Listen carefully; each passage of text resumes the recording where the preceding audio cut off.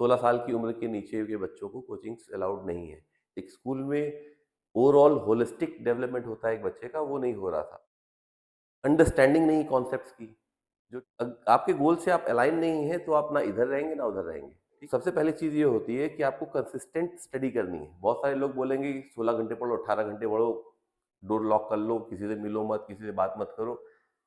नहीं, ये time bound होने चाहिए, राइट? कि मुझे इस टाइम तक ये चीज़ कर लेनी है एंड इसके बाद में स्ट्रगल स्टार्ट होता है जॉब का। सही। अदरवाइज़ आपको इतने सारे सेक्शंस एंड स्कूल्स क्यों बनाने हैं? एक टीचर आता, ऑनलाइन पढ़ाता और सारी दुनिया भर देखती, इसको सीख लेती, राइट? रिजल्ट्स सिर्फ मार्क्स एंड सिलेक्शन से ही नहीं होते। रिजल्ट्स मीन्स आप कितना इम्प्रूव कर रहे हैं। पहले क्या थे, उससे कितने बेटर हो गए। कोई ये नहीं बताता कि मैंने कितने टोटल स्टूडेंट्स एनरोल किए थे इस साल, राइट? उसमें से कितने सेलेक्ट हुए। ये जैसे कोर्स है तो ये सिर्फ रिकॉर्डेड लेक्चर्स हैं। 1 महीने का कोर्स है, राइट? 1 लाख लोगों ने खरीद लिया, ₹700 का कोर्स 7 करोड़ बन गए। आपने मुझे कुछ 100 वीडियोज़ भेज दिए और कहा पढ़ लो। तो मैंने अलग स्टाइल से पढ़ा था, आपने अलग स्टाइल से पढ़ा दिया, मैं और कन्फ्यूज़ हो गया। क्या फ़ायदा हुआ इससे? अगर ऐसा ही होता कि एक ही रिकॉर्डेड वीडियोज़ देख के ही सब लोग अच्छा कर जाते, तो फिर गवर्नमेंट इतने सारे आईआईटीज़, एनआईटीज़, आईआईएम्स अलग-अलग क्यों बना रही है? एक सेंटर बना दे, सेंट्रलाइज़ सिस्टम जहाँ से टीचर पढ़ाए और सब लोग अपने-अपने घर में बैठ के देख लें, सीख लें वीडियो फॉर्म में, राइट? आपका फाइनल गोल कहाँ से अचीव हो रहा है वो आपको देखना है। आपको सुपरविज़न चाहिए तो डिफरेंट टाइप कोचिंग्स हैं। आपको सिर्फ़ कॉन्सेप्ट समझने हैं तो डिफरेंट टाइप कोचिंग है। आपको सिर्फ़ मॉकअप टेस्ट लेने हैं तो डिफरेंट टाइप कोचिंग है। आपको ओवरऑल गाइडेंस चाहिए तो दूसरी कोचिंग्स हैं, राइट?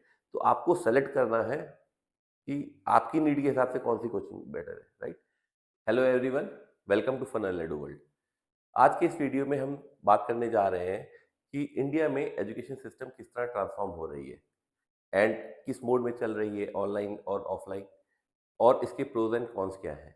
तो आइए स्टार्ट करते हैं हम हाइलाइट से, जिसमें हम सीखेंगे कि किस तरह सही टाइम पे सही गोल्स स्टूडेंट्स को बनाने चाहिए और इसमें पेरेंट्स किस तरह उनकी हेल्प कर सकते हैं।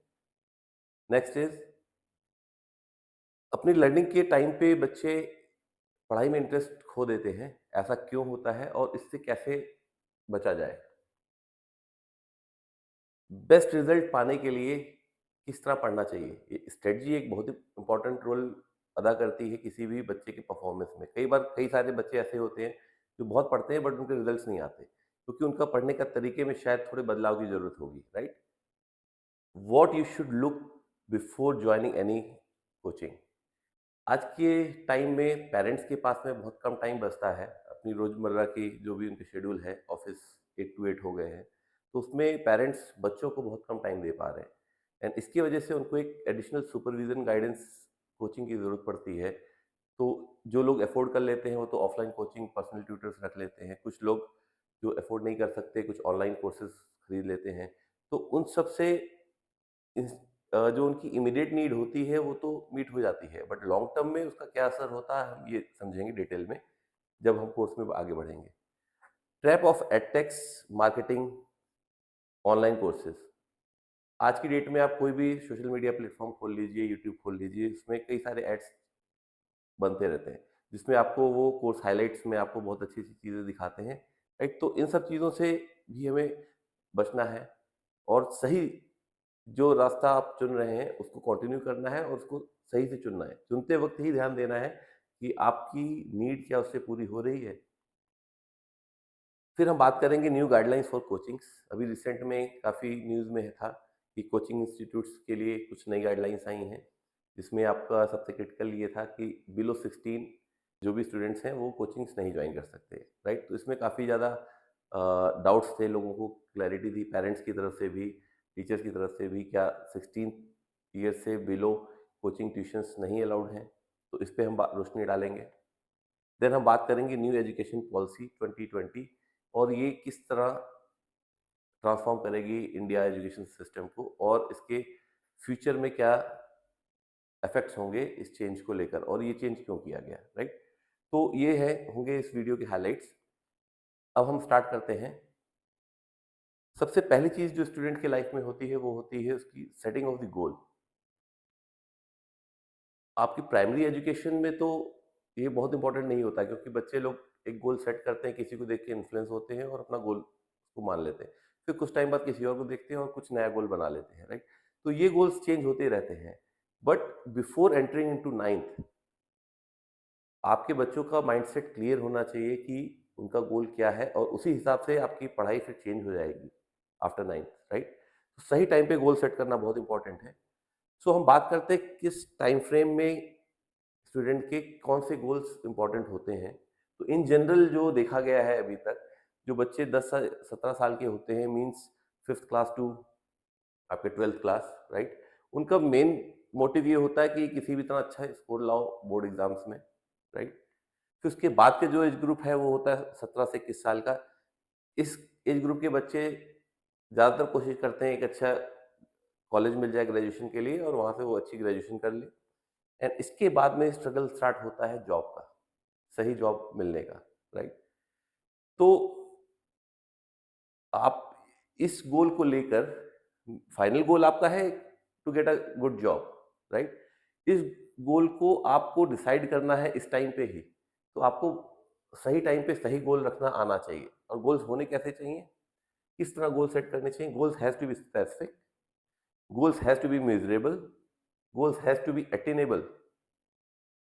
इसका मीन्स आपके दिमाग में क्लियर होना चाहिए आपको क्या करना है, ठीक है? और उसको किस तरह आप मेजर कर सकते हैं, आप गोल्स के कितने पास में हैं, कितना उससे दूर है, एंड वो गोल आप क्या अटेन कर सकते हैं। Goals has to be relevant. ऐसा नहीं कि आप गोल आपने कुछ और बनाया, पढ़ाई किसी और चीज की कर रहे हैं, right? And it has to be time bound. ये सबसे इंपॉर्टेंट चीज है। आज की डेट में सबसे ज्यादा जो डिस्ट्रेस है स्टूडेंट्स में एजुकेशन को लेकर एंड जॉब्स को लेकर, वो इस वजह से है क्योंकि हम कभी भी अपने गोल्स का प्रिपरेशन का कोई टाइम बाउंड नहीं रखते, कोई लिमिट नहीं रखते।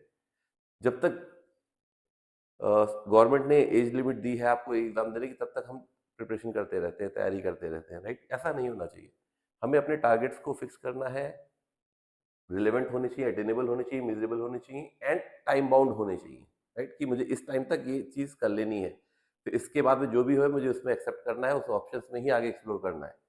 आपको अपॉर्चुनिटीज मिलती रहेंगी बेटर और बेटर करने की, बट आप टाइम लूप में नहीं फंसने चाहिए कि मैं प्रिपरेशन करने गया था दिल्ली और 7 साल तक प्रिपरेशन ही कर रहा हूँ, राइट? ये बहुत इंपॉर्टेंट है because time is money, right? अब एक सवाल ये होता है, हमने गोल तो सेट कर लिया 9th क्लास में कि भाई मुझे जेई करना है, मुझे मेडिकल करना है, मुझे जो भी करना है, राइट? बट इन बिटवीन क्या होता है, बच्चे का पढ़ाई में मन नहीं लगता, राइट? वो पढ़ना छोड़ के वीडियो गेम खेल रहा है, स्पोर्ट्स में जा रहा है, ठीक है? सब अच्छी चीज़ है, बट आपके गोल से आप अलाइन नहीं है तो आप ना इधर रहेंगे ना उधर रहेंगे, ठीक है?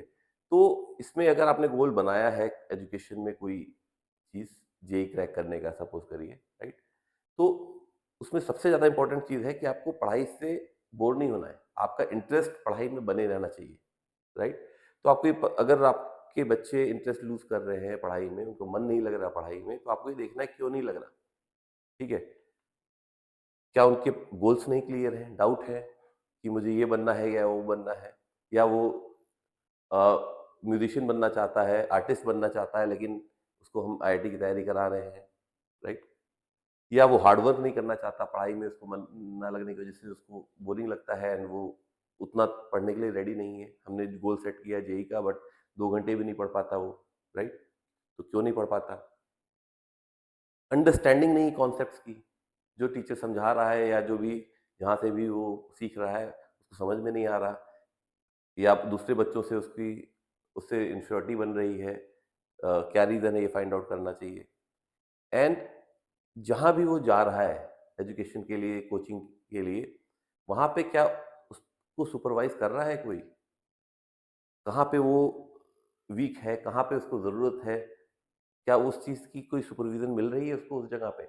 ये सबसे इम्पोर्टेंट है एज़ अ पैरेंट, क्योंकि आप अभी उतना टाइम नहीं दे पा रहे हैं स्टूडेंट अपने बच्चों को, तो आपका फ़र्ज़ ये बनता है वो जहाँ भी जिस भी स्कूल में जाता है और जिस भी कोचिंग में जाता है, वहाँ उससे ये पता करना कि क्या वहाँ सुपरविज़न है। इवन ऑनलाइन में भी सबसे बड़ी प्रॉब्लम ऑनलाइन्स की ये हो रही है, हम डिस्कस करेंगे अभी डिटेल में, कि ऑनलाइन कोर्सेज़, एक कोर्स बना, एक टीचर ने रिकॉर्ड किया वीडियो एंड 1 लाख लोग उसको खरीद रहे हैं, राइट? अब वो देख रहे हैं, नहीं देख रहे हैं, प्रैक्टिस हो रही है, समझ में आ रहा है कि नहीं आ रहा है, वो मॉक टेस्ट दे रहे हैं कि नहीं दे रहे हैं, वो कोई सुपरविज़न नहीं है उसपे। जो कर रहा है, ठीक है? वो ठीक है, जो नहीं कर रहा वो भी ठीक है, राइट? तो ये कमी है इस एक आज की डेट में जो ऑनलाइन पढ़ रहे हैं। तो इसी के साथ हम और आगे बढ़ते हैं, ठीक है? How to study for best outcomes, right? अभी आज की डेट में सब देखते हैं, टॉपर्स की लिस्ट आती है, फोटो आती है न्यूज़पेपर में, न्यूज़ में, राइट? बट अगर आपकी 5th रैंक भी आ गई, आप टॉप नहीं भी किया, आप 100 रैंक भी आ गई, राइट? तभी इट्स नॉट बैड, राइट? तो आपके हाथ में जो है वो ये है कि किस तरह हमें पढ़ना चाहिए, ठीक है? सबसे पहली चीज़ ये होती है कि आपको कंसिस्टेंट स्टडी करनी है। बहुत सारे लोग बोलेंगे कि 16 घंटे पढ़ो, 18 घंटे पढ़ो, डोर लॉक कर लो, किसी से मिलो मत, किसी से बात मत करो। नहीं, ये हो सकता है कुछ टाइम पीरियड के लिए ठीक हो, पॉसिबल हो, right? But in general for long term ये पॉसिबल नहीं है। हो सकता है आप आईआईटी टॉप भी कर जाएँ इस तरह पढ़ाई करके, बट आपका साइकोलॉजी जिस तरह डेवलप होगी, आप जिस तरह इंटरैक्ट करेंगे लोगों से, वो कहीं न कहीं इफ़ेक्ट होगी। आप जेईई टॉपर बनने के बाद भी आप कहीं न कहीं बहुत सोशल नहीं रह सक पाएँगे, राइट? तो मेरा ये सजेशन है इन जनरल, कुछ लोगों के लिए डिफरेंट हो सकता है कि हाँ भाई, नहीं मैं पढ़ सकता हूँ 16 घंटे, 18 घंटे, बट सबके लिए ज़रूरी नहीं है, सब 16-18 घंटे नहीं पढ़ सकते, राइट? तो एट लीस्ट आपको 6 से 8 घंटे सेल्फ स्टडी, ये स्कूल के अलावा मैं बात कर रहा हूँ, ये नहीं कि स्कूल के 8 घंटे मिला लिए खत्म। तो स्कूल के अलावा आपको 6 से 8 घंटे डेली पढ़ना है, कंसिस्टेंट, रेगुलर। एक दिन हो गया, चलो ठीक है, फेस्टिवल आ गया, कहीं चले गए, बट उसमें इस तरह गैप नहीं होना चाहिए कि एक दिन हमने 12 घंटे पढ़ लिया तो एक दिन 2 घंटे पढ़ लिया, राइट? एग्जाम पैटर्न्स को समझना बहुत जरूरी है, राइट? कि एग्जाम का पैटर्न कैसे है। पता चला आप पुराने स्टाइल में आईआईटी के पेपर्स सॉल्व कर किए जा रहे हैं और पैटर्न चेंज हुआ है, नया आया है, राइट? बोर्ड एग्जाम्स के पैटर्न चेंज हुए हैं आफ्टर कोविड, राइट? क्वेश्चंस के टाइप्स चेंज हो रहे हैं, पैटर्न्स चेंज हो रहे हैं। आप पुराने स्टाइल में पढ़े थे और उसी स्टाइल में पढ़ रहे हो अभी भी। ऐसा नहीं होना चाहिए। आपको देखना है ट्रेंड कैसे चेंज हुआ। सीबीएसई सैंपल पेपर्स निकालती है, उनको सॉल्व करके आपको समझ में आएगा ट्रेंड क्या है, किस टॉपिक से किस टाइप के क्वेश्चंस आते हैं। कॉन्सेप्ट्स की अंडरस्टैंडिंग बहुत इंपॉर्टेंट है, ठीक है? आपको कोई भी बोल सकता है कि आपको 9th से ही मैं मेडिकल की, इंजीनियरिंग की तैयारी कराऊंगा, जेई की तैयारी करूंगा, उसमें वो उस ट्रैप में मत फंसिए। 9th-10th में आपका फाइनल एम होना चाहिए आपकी कॉन्सेप्ट्स की अंडरस्टैंडिंग। अगर बेसिक्स स्ट्रांग है तो 11th-12th ईजी हो जाएगी। अगर आपके बेसिक्स ही वीक रह गए, राइट, फिर आप आगे कितना भी आप मेहनत कर लें तो वो आपको बहुत ज़्यादा मेहनत करनी पड़ेगी उसको रिकवर करने के लिए जो आपने पीछे छोड़ दिया है, right?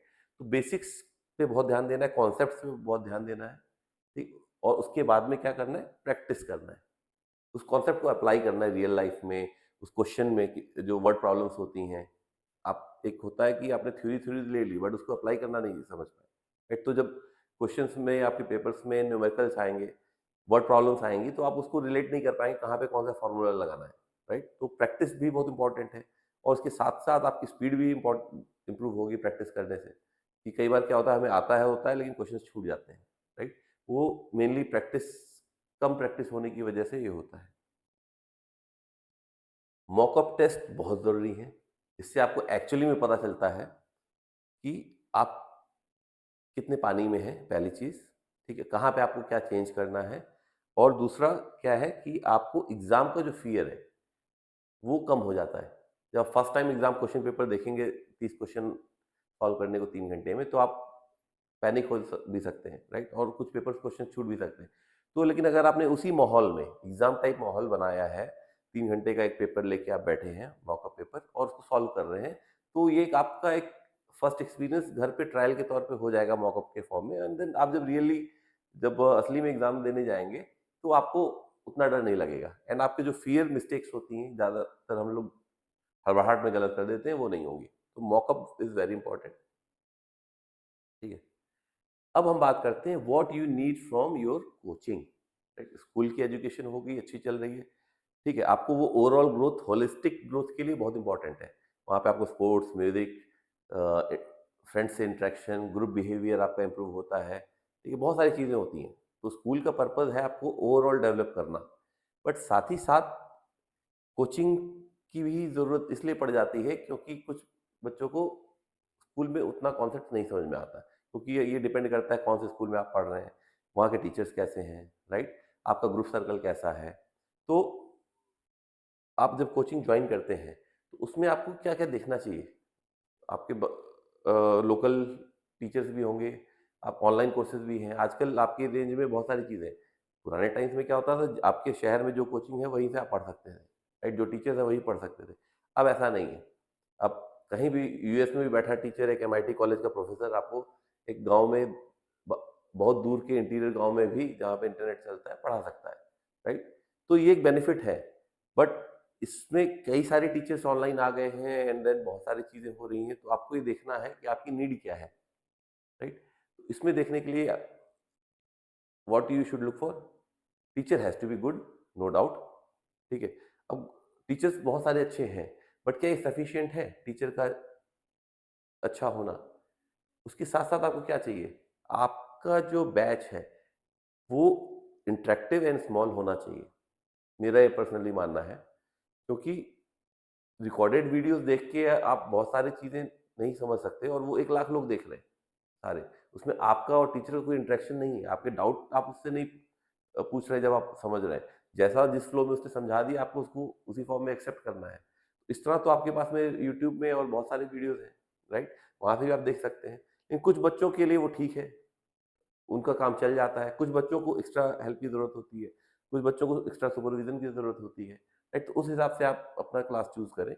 Third is study materials अच्छे होने चाहिए, ठीक है? और बार-बार चेंज नहीं करने चाहिए। आप जिस बुक से एक बार स्टार्ट कर रहे हैं पढ़ना, उसको कंटिन्यू करना चाहिए, उसी से पढ़ना। डाउट सॉल्विंग सेशंस होना चाहिए। कोई भी टीचर जस्ट आपको पढ़ा के चला जाए, आप चुपचाप सुन लें, ऐसा नहीं होना चाहिए। आपके अंदर क्यूरियोसिटी होनी चाहिए, उस सवाल को समझने में ग्रास्पिंग पावर होनी चाहिए और जो चीज़ नहीं समझ में आए, उसको इमीडिएटली आपको पूछना भी चाहिए। हो सकता है लेक्चर के बीच में नहीं, but towards the end of the lecture आप वो क्वेश्चन हैंड रेज़ करके आपको पूछना चाहिए। ठीक है? जो भी उसका आपको उस टॉपिक पे डाउट है। And then supervision. अब ये तो हो गए बच्चों को क्या करना चाहिए, साथ ही साथ टीचर का क्या रोल होता है कि टीचर का भी यहाँ ये रोल है, पढ़ा के वो चला जाना ही उसका काम नहीं है, राइट? अदरवाइज़ आपको इतने सारे सेक्शंस एंड स्कूल्स क्यों बनाने हैं? एक टीचर आता, ऑनलाइन पढ़ाता और सारी दुनिया भर देखती, इसको सीख लेती, राइट?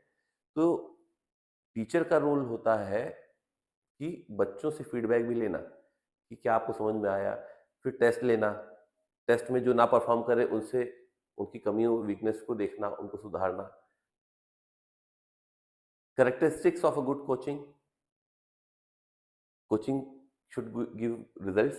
रिजल्ट्स सिर्फ मार्क्स एंड सिलेक्शन से ही नहीं होते, रिजल्ट्स मीन्स आप कितना इंप्रूव कर रहे हैं, पहले क्या थे उससे कितने बेटर हो गए, राइट? अचीव, आपका जो गोल है वो अचीव हो रहा है या नहीं हो रहा, उससे गोल कुछ भी हो सकता है। एक फाइनल गोल है आपका, एक एग्जाम, बट उससे पहले एवरी डे आप कितना बेटर हो रहे हैं, क्या अचीव कर रहे हैं, ठीक, कुछ नया सीख रहे हैं कि नहीं सीख रहे। देन आउटकम्स, ठीक है? And outcome can be intermediate and long term also, ठीक है? तो ये सब चीज़ें आपको होनी चाहिए, मोटिवेशन उसका पार्ट होना चाहिए, ठीक है? स्ट्रेटजी सही से होनी चाहिए, अंडरस्टैंडिंग सही होनी चाहिए कॉन्सेप्ट्स की, ठीक? अभी यहाँ से गेम स्टार्ट होता है एडटेक्स में, ब्रॉडकास्टिंग एंड मार्केटिंग का आपको जो रिजल्ट्स दिखाते हैं, तो बहुत सारी बार न्यूज़ में आपने देखा होगा, अलग-अलग न्यूज़पेपर्स में अलग-अलग आपको कोचिंग इंस्टीट्यूट्स एक ही स्टूडेंट को अपने-अपने हर बैच में दिखाते हैं। इसी वजह से अभी हाल में इंडियन गवर्नमेंट ने इस चीज़ पे बैन लगा दिया है। आप रिजल्ट्स, केवल रिजल्ट्स नहीं ब्रॉडकास्ट करके मार्केटिंग कर सकते, उसके साथ में क्योंकि आपको और भी डिटेल्स, कंडीशंस दिखानी चाहिए, राइट? और ये सही है कि नहीं है, इसकी भी वैलिडिटी कोई नहीं कर पाता, राइट? तो इस तरह की ब्रॉडकास्टिंग पे गवर्नमेंट रोक लगा रही है। तो आपको देखना समझना है ब्रॉडकास्टिंग पे ये बच्चा किस तरह का हो सकता है, पहले से ही बहुत इंटेलिजेंट हो, बट आप उस लेवल पे ना हो, आपको दूसरे टीचर की रिक्वायरमेंट हो, राइट? तो सब बच्चों का लेवल अलग होता है, आपको ये एड्स देख के ही जस्ट डिसाइड नहीं करना है। अब पेपर्स में आपने देखा होगा फ्रंट पेज पे ही सब सिलेक्शंस की तो दिखाते हैं, टॉपर्स की इतने सिलेक्शन हुए, इतने टॉप किए, ऐसा है। बट उसमें टोटल कितने बच्चे फेल हुए, क्योंकि जो फेल होता है उसको तो लगता है कि बस मैं अकेले ही फेल हुआ, बट कितने सारे बच्चे फेल हुए वो कोई नहीं बताता। कोई ये नहीं बताता कि मैंने कितने टोटल स्टूडेंट्स एनरोल किए थे इस साल, राइट? उसमें से कितने सेलेक्ट हुए, राइट? 50 सेलेक्ट हुए जेई में, ठीक है? लेकिन टोटल कितने थे उस बैच में? 50,000, 1 लाख, तो 1 लाख में से सिर्फ 100 सेलेक्ट हुए, तो बाकी 99,000 तो फेल हुए ना, तो उनमें से ही तो आप हुए। तो इस तरह जो स्ट्रेस का माहौल बनता है इन सब एडवर्टाइजमेंट से, इस वजह से भी उसको रोका गया है। और दूसरा क्या है, सिलेक्शन रेशियो, ये बहुत इंपॉर्टेंट होता है। कितने बच्चों में कितने बच्चे सेलेक्ट हुए? एक टीचर ओवरऑल अच्छा परफॉर्म कर रहा है या एक कोर्स अच्छा परफॉर्म कर रहा है, इसमें ये भी इंपॉर्टेंट, कितने लोग फेल हो रहे हैं ये भी देखना चाहिए ना। अगर टीचर अच्छा है तो सारे पास होने चाहिए या सब बेटर करने चाहिए, राइट? तो ये रेशियो भी बहुत इंपॉर्टेंट होता है जो आप लोगों को देखना चाहिए, पूछना चाहिए। टोटल बैच साइज क्या होगा, कितने लोग इनरोल रहेंगे उसमें। इस तरह के कोर्स आप देखेंगे, ये जस्ट डिमॉन्स्ट्रेशन पर्पज से है कि 700 रुपये में एक कोर्स है, बट इस कोर्स के अंदर की डेप्थ डिटेल आपको भी समझनी चाहिए, राइट? ये जैसे कोर्स है तो ये सिर्फ रिकॉर्डेड लेक्चर्स हैं, 1 महीने का कोर्स है, राइट? 1 लाख लोगों ने खरीद लिया, 700 रुपये का कोर्स 7 करोड़ बन गए, ठीक है? बट इससे आपको कितना फायदा ये देखना है। एग्जाम के 1 महीने पहले आपको 1 महीने के कोर्स में वो क्या करा रहे हैं, आपको सुपरवाइज लर्निंग तो नहीं करा रहे, राइट? कि आपकी तैयारी करा रहे हैं, रिकॉर्डेड वीडियोस देख सकते हैं। मैंने साल भर कुछ और पढ़ा, राइट? नवंबर दिसंबर तक मैंने अपनी पढ़ाई की कुछ तरीके से, आपने मुझे कुछ 100 वीडियोस भेज दिए और कहा पढ़ लो, तो मैंने अलग स्टाइल से पढ़ा था, आपने अलग स्टाइल से पढ़ा दिया, मैं और कंफ्यूज हो गया। क्या फायदा हुआ इससे, राइट? तो इस तरह के कोर्सेज को भी समझिए कि क्या इसमें आपको मिल रहा है। ये लाइव इंटरेक्टिव क्लास नहीं, ये हेल्प आपको तब करेगी जब ये इंटरेक्टिव होती है, आप उससे सवाल जवाब कर सकते हैं। स्मॉल साइज बैच होता है, ये रिकॉर्डेड वीडियोस है। तो ये डिफरेंस है, आपको समझना पड़ेगा माइक्रो कोर्सेज जो चल रहे हैं। यही रीजन है कि अगर ऐसा ही होता कि एक ही रिकॉर्डेड वीडियोस देख के ही सब लोग अच्छा कर जाते, तो फिर गवर्नमेंट इतने सारे आईआईटीज, एनआईटीज, आईएम्स अलग अलग क्यों बना रही है? एक सेंटर बना दे, सेंट्रलाइज सिस्टम, जहाँ से टीचर पढ़ाए और सब लोग अपने अपने घर में बैठ के देख लें, सीख लें वीडियो फॉर्म में, राइट? तो उससे तो अगर वो मॉडल सक्सेसफुल है रिकॉर्डेड वीडियोस का, तो यहाँ पे भी गवर्नमेंट को भी ऐसा करना चाहिए। वो तो बेवकूफ़ है जो लाखों करोड़ रुपए खर्च कर रही है इंस्टीट्यूट्स पे, राइट? तो ये चीज़ समझनी है क्यों गवर्नमेंट इस तरह खर्च कर रही है, राइट? वो क्या आपकी ज़रूरत है? हर बच्चा की नीड अलग अलग होती है, रिक्वायरमेंट्स अलग अलग होती हैं। टीचर टू स्टूडेंट रेशियो भी देखा जाता है स्कूलों में कि एक क्लास में 50-60 बच्चे से ज़्यादा नहीं बैठ सकते। इसलिए नहीं कि क्लास बड़ी नहीं बन सकती, इसलिए कि टीचर फोकस नहीं कर सकता बच्चों पे, राइट? अगर 100 से ज़्यादा बच्चे होंगे किसी भी बैच में, किसी भी क्लास में, राइट? इस वजह से हम डिफरेंट डिफरेंट क्लासेस बनाते हैं, डिफरेंट डिफरेंट स्कूल्स बनाते हैं, राइट? तो ये डिफरेंस है आपका वीडियो फॉर्म्स में पढ़ने में और किसी प्रॉपर ढंग की जगह एक स्मॉल बैच कोचिंग्स में पढ़ने में, राइट? अब जो नई गाइडलाइंस आई कोचिंग के लिए, उस पर थोड़ा बात कर लेते हैं। 16 साल की उम्र के नीचे के बच्चों को कोचिंग्स अलाउड नहीं है। इस पे पेरेंट्स एंड कोचिंग सेंटर्स पे भी पेनल्टी है। दूसरी चीज़ होगी कोचिंग कॉम्पिटिटिव एग्जाम्स की अबव 16 ईयर्स, जैसे जेई नीट हो गया, आईएएस पीसीएस हो गया, तो इन सब के लिए क्या रूल्स हैं, राइट? रिफंड पॉलिसी पे बात की गई है कि आपको रिफंड देना पड़ेगा। अभी तक क्या होता था कि बच्चे से आपसे पूरे साल का कोर्स की फी ले लिया, 1 साल का 70,000 रुपये आप दे दो, ठीक? और फिर बच्चे को अगर नहीं समझ में आ रहा है, नहीं अच्छा लग रहा है या कुछ प्रॉब्लम आ गई है, वो चेंज करना चाहता है या घर जाना चाहता है, तो उसमें उसको रिफंड नहीं करते थे, राइट? तो गवर्नमेंट ने कहा है नहीं, आपको फीस जितना उसने पढ़ लिया उतना माइनस करके जितनी बची है वो रिफंड करनी पड़ेगी। तो very good decision, right? But coaching institutes का कहना है यहाँ पे कि नहीं, उनकी सीट ऑक्यूपाई हो गई, वेस्ट हो गई, इसलिए वो रिफंड नहीं करते थे। बट अभी ये बहुत क्लियर है, आपको रिफंड करना पड़ेगा, या आप मंथली फीस लीजिए, एक साथ ना लीजिए, राइट?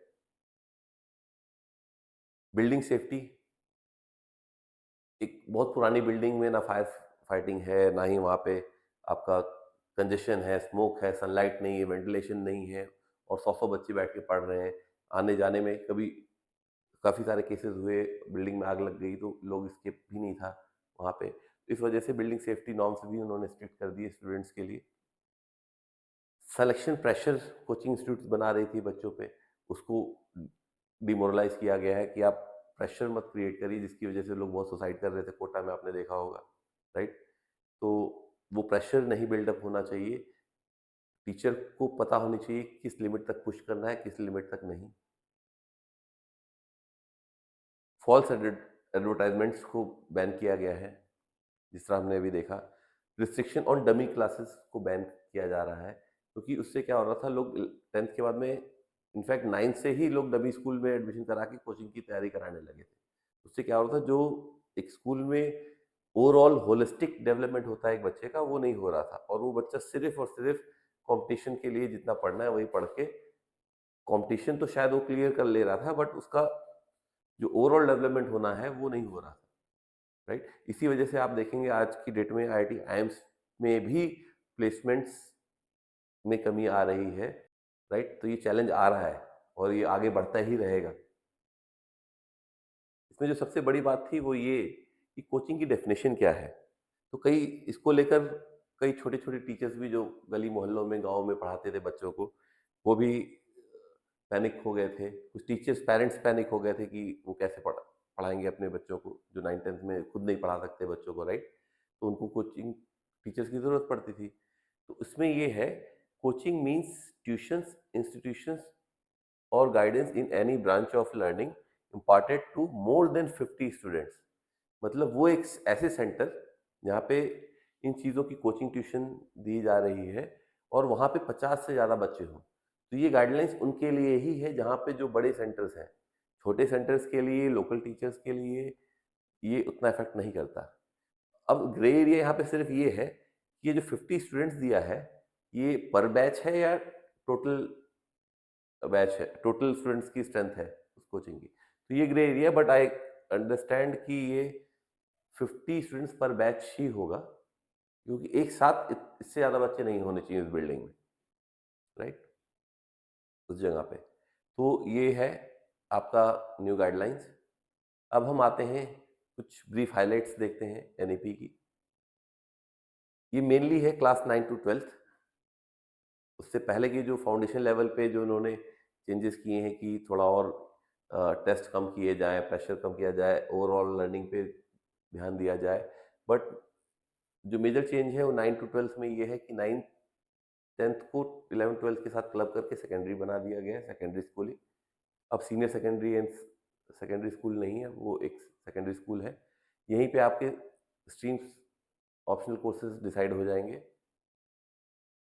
मोर वोकेशनल कोर्सेज पे फोकस किया गया है। लेस एग्जाम्स, एग्जाम्स को कम किया गया है।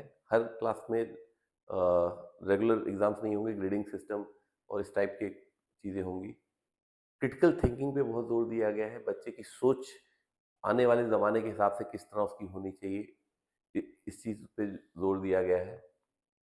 लोकल लैंग्वेजेस को और इन्हेंस कर किया गया है, इसमें कोर्स करिकुलम में डाला गया है, ठीक है। और डमी स्कूलिंग्स पे बैन लगाया गया है, राइट। आपको अटेंडेंस देनी है, फिजिकल अटेंडेंस होनी चाहिए आपकी 75% स्कूल्स में। बिफोर एंड आफ्टर ये आप, हम लोग लिंक्स वगैरह शेयर कर देंगे, आप यहाँ डिटेल में समझ सकते हैं। वोकेशनल कोर्सेज दिया गया है, जैसे आप यहाँ देख सकते हैं, मैं कुछ हाईलाइट कर देता हूँ, आप इधर से कुछ समझ सकते हैं। वोकेशनल कोर्सेज जो हमने बात की अभी, राइट। फिर आपका है 360 degree learning, holistic improvement, creative thinking, right. ये सब पॉइंट्स हमने डिस्कस किए। ये है ट्रेंड, आप देख सकते हैं यहाँ पे, इस एनईपी के पहले से ही ट्रेंड चेंज हो रहा था। और उसका कारण क्या था कि डिमांड जो थी इंडस्ट्री की, वो थी आपकी जो आज की नीड है उसके हिसाब से आप की स्किल्स होने चाहिए, लेकिन स्किल डेवलपमेंट पे कोई ध्यान ही नहीं था, राइट। लोग सिर्फ बीए बीएससी करके जॉब मांग रहे थे। अब जो एडवांसमेंट आया टेक्नोलॉजी में, उससे वो दूर रह गए, राइट। उसके लिए इसके बाद में वोकेशनल कोर्सेज को बहुत, वोकेशनल एजुकेशन को बहुत फोकस दिया गया, राइट, कि इस तरह के कोर्स हों, आईटी कोर्स हों, प्रोफेशनल कोर्सेज हों, राइट। क्लास 6 ऑनवर्ड्स ही वोकेशनल कोर्सेज डाल रहे हैं स्कूल से ही, ताकि बच्चे की ओवरऑल ग्रोथ हो आउटसाइड जो फ्यूचरिस्टिक रिक्वायरमेंट है इंडस्ट्री की, उसके हिसाब से बच्चे को 6th क्लास ऑनवर्ड्स ही उसको सिखाया जाए। Coding, computers, professional languages, foreign languages, सारी चीज़ें डाली जा रही हैं, राइट। तो इस तरह से हमने देखा कि किस तरह overall education system in India is transforming, क्या ट्रेंड्स हैं, क्या चेंजेस हैं कोचिंग्स को लेकर, स्कूल्स को लेकर, राइट?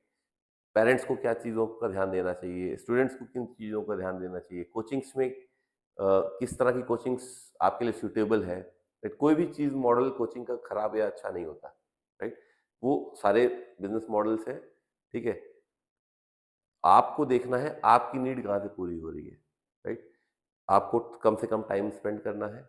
ये नहीं कि मैं 1000 सस्ता कोर्स लेके उसको 2 साल तक मैं उस पे लगा रहा हूँ, राइट? अगर आप कहीं से और बेटर रिजल्ट, आपका फाइनल गोल कहाँ से अचीव हो रहा है वो आपको देखना है। आपको सुपरविजन चाहिए तो डिफरेंट टाइप कोचिंग्स हैं। आपको सिर्फ कॉन्सेप्ट समझने हैं तो डिफरेंट टाइप कोचिंग है। आपको सिर्फ मॉकअप टेस्ट लेने हैं तो डिफरेंट टाइप कोचिंग है। आपको ओवरऑल गाइडेंस चाहिए तो दूसरी कोचिंग्स हैं, राइट? तो आपको सेलेक्ट करना है कि आपकी नीड के हिसाब से कौन सी कोचिंग बेटर है, राइट? इसी के साथ पे हम अपना ये लेक्चर एंड करते हैं। Thank you for watching and visit us at this Funnel EduWorld website and our YouTube channel EduWorld 24/7. Thank you very much. See you soon.